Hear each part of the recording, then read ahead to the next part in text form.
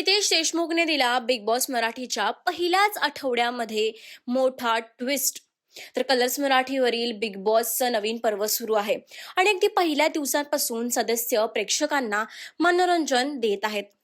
तर या आठवड्यामध्ये एकूण 9 सदस्य नॉमिनेटेड होते.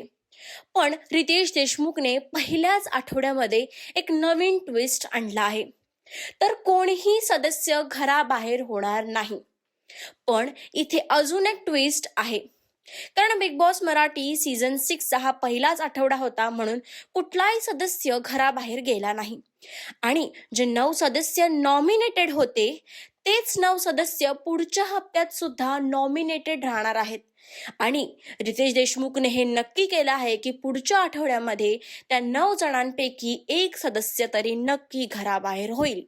आणि रितेश देशमुख पुढे म्हणाले की मी कोणालाच दुसरा चान्स देत नाही, पण ह्या सीझनचा पहिलाच आठवडा आहे म्हणून मी तुम्हाला दुसरा चान्स देत आहे.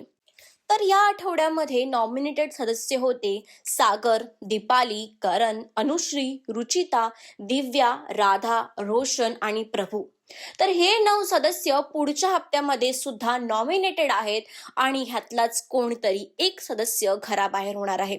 तर तुम्हाला काय वाटतं, ह्या 9 जणांपैकी कुठला सदस्य पुढच्या हप्त्यात इव्हिक्ट होईल? आम्हाला कमेंट्स करून नक्की सांगा. आणि अशाच लेटेस्ट अपडेटसाठी डेली रिपोर्टर मराठीला सबस्क्राईब करायला विसरू नका.